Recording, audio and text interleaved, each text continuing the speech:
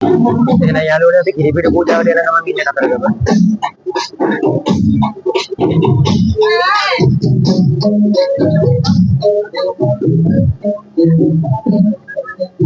ඔයාලට බලා ගන්න පුළුවන් දෙමළ ජනතාවයන් ඇවිල්ලා අද පෙරහැර නිසා සෙනඟ වැඩි. මේ ඔක්කොම ඉන්නේ ඕගොල්ලන්ට බලා ගන්න පුළුවන් අර පැත්තෙන් දෙමළ ජනතාව අර මේ පාදචාරිකාවෙන් ආපු දෙමළ ජනතාව තමයි ඉන්නේ.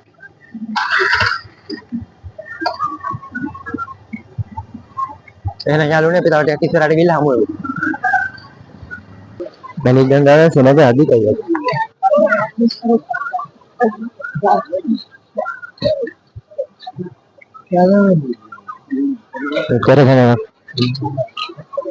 කරගෙන තියෙන කිරිපිටි පූජාවට දාපු කට්ටිය. බහු සංස්කෘතියෙන්ද විවිධ ජනතාව බලා ගන්න පුළුවන්. සිංහල, දෙමළ, හින්දු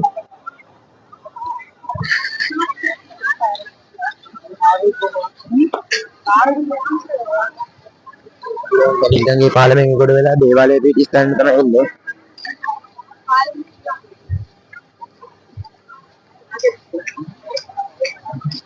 ඔන්න එහෙනම් යාළුවනේ අපි දැන් කිරිවෙහෙරට පූජා කරන්න මල් ගන්න තමයි ඇවිල්ලා ඉන්නේ.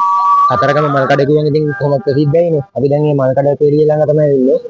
අපි අම්මලත් මල් ගන්නවා. තා පොඩි දුරයි තියෙන කිරිවෙහෙර චෛත්‍යයට. ඈතින් පේනවා ඔයගොල්ලෝ බලා ගන්න පුළුවන්. අද පොඩ්ඩක් අර සෙනඟ වැඩි නිසා පොඩ්ඩක් පේනවා අඩුයි. අද පෙරහැර දවසයි පොයයි එක්ක ගොඩක් සෙනඟ ඉන්නවා. දෙමළ සිංහල මිනිස්සු. අපේ පැත්තක් තියෙනවා.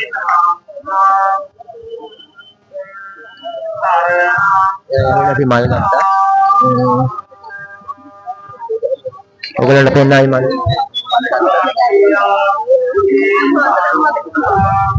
එන යාළුවනේ අපි කිරිවෙහෙර චෛත්‍ය බලුවේ හමු. එන යාළුවනේ අපි වලට තීරණ කරන්නේ සූදානම් වෙන්නේ. අපේ කට්ටියත් වෙනවා කිරිපිටි පූජාවත් අරගෙන මේ අපේ කට්ටිය. අපි එහෙනම් දේවාලයටත් ගිහිල්ලා දේවාලේ ගාවේ තියෙන මාර්ගය ඔස්සේ කිරිවෙහෙර චෛත්‍ය මළුවට යමු. යමු එහෙනම් ඉදිරියට.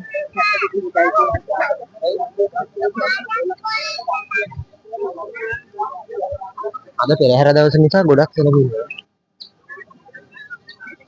ඒ තමයි අද පොය දවසත් එක්කනේ මේ එහා පැත්තෙන් ඕගොල්ලන්ට පේන්නේ ගොඩක්ම චාරිකාවලින් ආපු මිනිස්සු තමයි.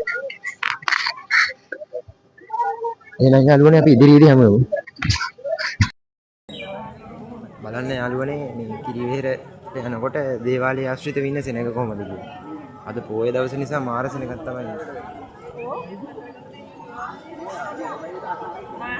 අපි දැන් එහෙනම් කිරිවෙහෙර වදින්න දැන් යන්නේ.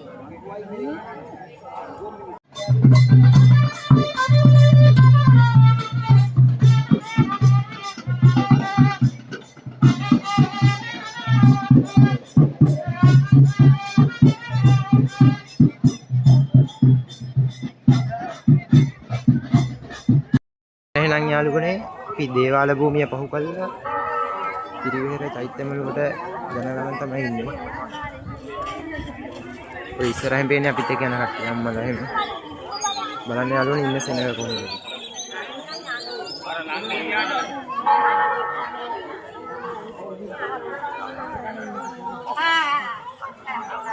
අද රාත්‍ර කතරගම මහ පෙරහැර තියෙනවා. ඒක නිසා අධික සෙනඟක් ඇවිල්ලා ඉන්නේ කතරගම.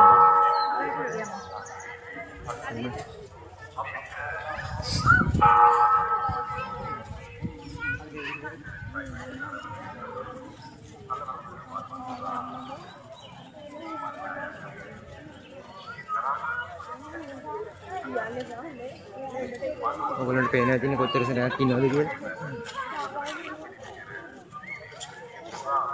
හරි දුර තියෙන කිරිවෙහෙර චෛත්‍ය මළුවට අපි එතෙන්ට ගිහිල්ලා හමු වෙනවා.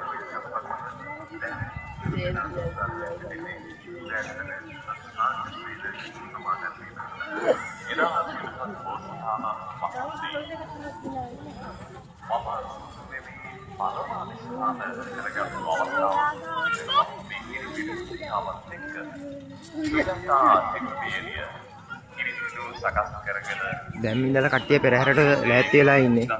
දැන් තමයි කට්ටිය වාඩි වෙලා ඉන්නේ.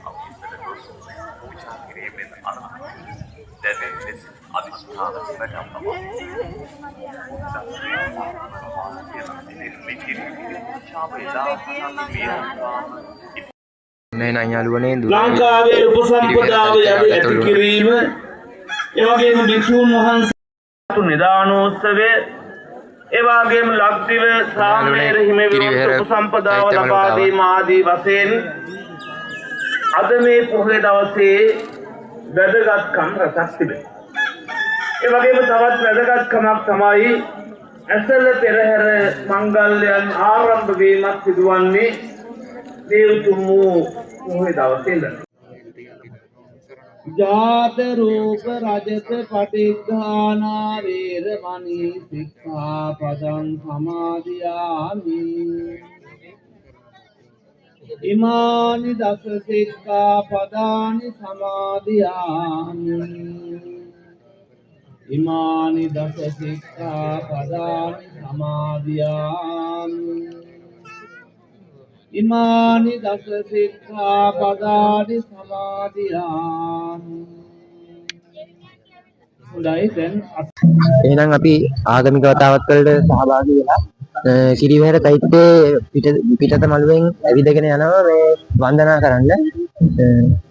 පොඩක් වාඩි වෙලා ඉන්නත් ඕන. අපි බලමු ඉදිරියේදී දෙන්න බලාපොරොත්තු වෙනවා කිරිවෙහෙර පිළිබඳ ඓතිහාසික විස්තරේ. මේක ඉදි කරපු ආකාරය සහ ප්‍රමාණය පිහිටා තියෙන ස්ථානය කොහෙද කියන එක සහ විශේෂත්වය පිළිබඳ අපි මේ විස්තරය ලබා දෙනවා මේ වීඩියෝ එකේදීම. අපි දැන් යන්නේ අපේ කට්ටියත් එක්ක වාඩි වෙලා ඉන්න පොඩක් ඉස්සරහට. ඕගොල්ලන්ට බලා ගන්න පුළුවන් අර දෙකින් බෝගහක් පේනවා. එන පෞරාණික බෝගහක් නුග ගහක්. සිය බලාගසද. හරියට බලා ගන්න බෑ ගහ මොකද්ද කියලා. ගිහිල්ලා බලන්න.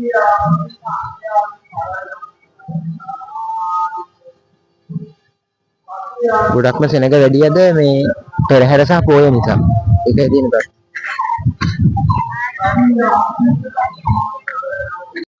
එහෙනම් යාළුවනේ මේ කතරගම කිරිවෙහෙර විස්තරය ගැන කතා කරෝතින් මේ කතරගම කිරිවෙහෙර ශ්‍රී ලංකාවේ 12 ස්ථානයට අයත් ස්තූප වලින් එකක්.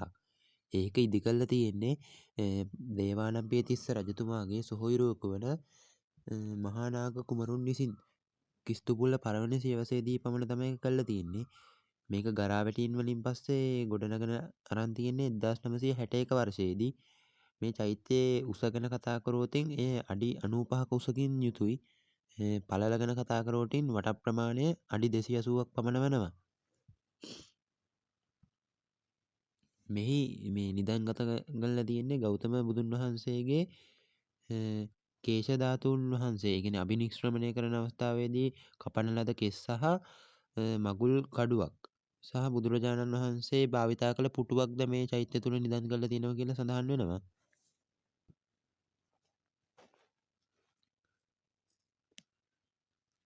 ඒ වගේම තමයි යාළුවනේ බුදුරජාණන් වහන්සේ තුන්වන වරට ලංකාවට වැඩම කරපු අවස්ථාවේ මෙම චෛත්‍ය භූමිය පිහිටි ස්ථානයට පැමිණලා පාද ස්පර්ශය කළා තිය කියලත් මේ ජනප්‍රවාදව සඳහන් වෙනවා. ඒ වගේ උතුම් ස්ථානයක තමයි මේ කිරිවෙහෙර චෛත්‍ය මළුව ඉදි කරලා තියෙන්නේ.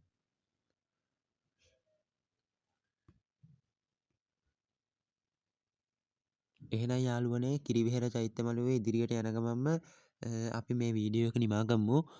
අපේ මලි පෙන්නාවේ අවට තත්ත්වය කොහොමද කියලා. එහෙනම් යාළුවනේ ඔයගොල්ලන්ට මතක් කරනවා අපේ පැංචා YouTube නාලිකාව සමග දිගටම රැඳිලා ඉන්න කියලා. මේ වගේ ලස්සන වීඩියෝ නරඹන්න. වැදගත් වීඩියෝ.